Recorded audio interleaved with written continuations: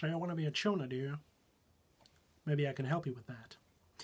So I decided to make this probably relatively short in terms of parts series on the fundamental principles behind tuning.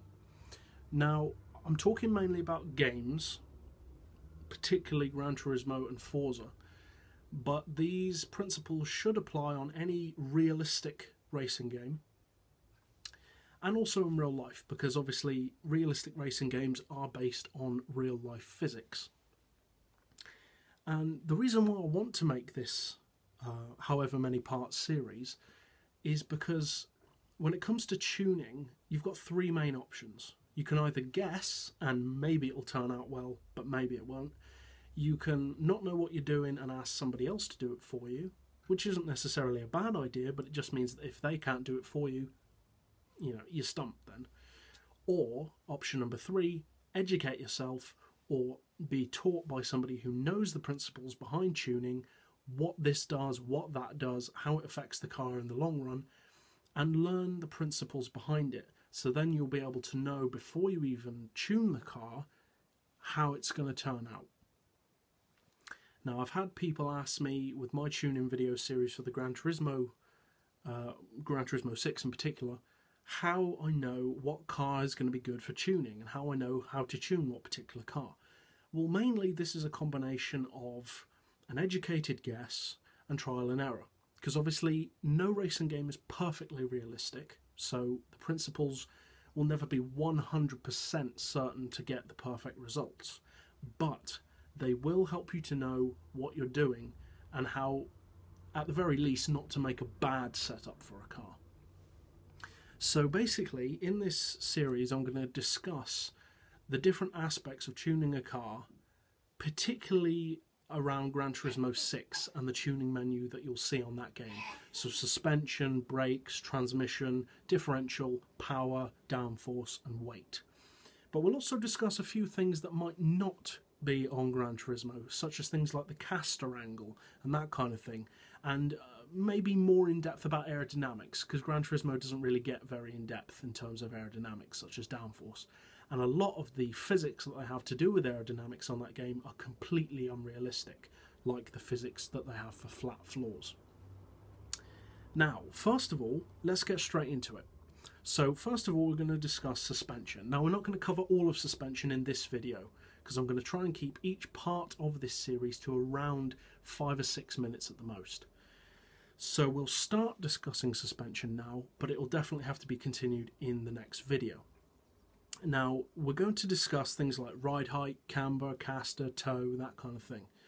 So first of all, you've got ride height. Now, this is one of the most basic concepts of suspension. It's fairly easy to know what they mean by it. It's how high the car is off the ground. But how do you know what to do with a certain car? Should it be low? Should it be slammed to the ground? Should it be raised? What should you do with the car? Should you change it at all? Should you raise the back to make it turn in better? Should you raise the front to increase the top speed? What are the principles involved? Well, in general, I'm going to try and keep it simple, not get too in-depth, and basically what I'm going to do is I'm going to explain to you the fundamental principles behind these things. So first of all, let's discuss lowering the ride height. For the sake of argument, let's say lowering it all the way as low as the car can go. What will that do? Well, lowering the ride height lowers the centre of the car's gravity closer to the floor. And this has to do with centrifugal force, which is like the force on a conker when you spin it on a string. The centrifugal force is what sends the conker on the longest possible path around the string.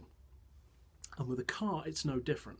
When you turn a corner, the faster you go, the more centrifugal force is applied to that car. So the car is in effect the conker going around the path of the string when you turn a corner. So the more weight you have on a car, the more the centrifugal force is going to be trying to push the car to throw it off of the corner, especially the faster and faster you go.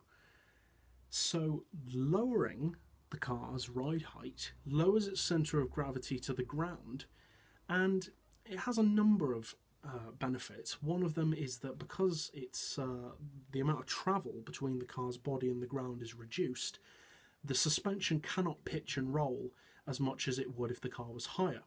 This means that the car doesn't wallow around in corners so much, which makes the car quicker, generally quicker through corners.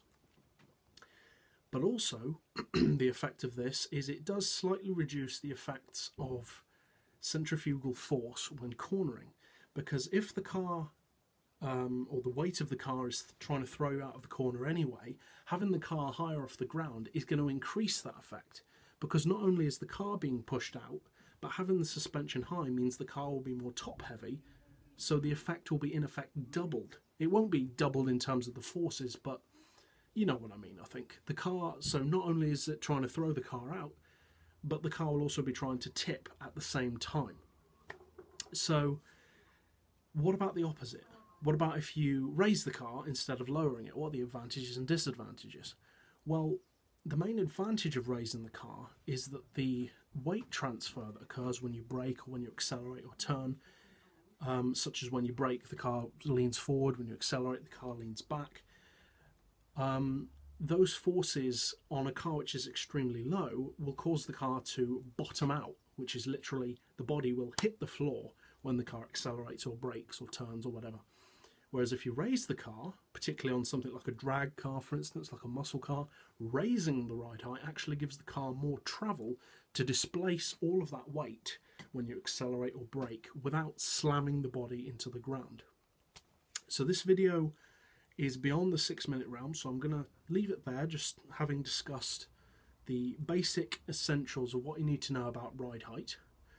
And in the next video, we'll begin to discuss spring rate. So I'd appreciate feedback on this video. Did you find it helpful?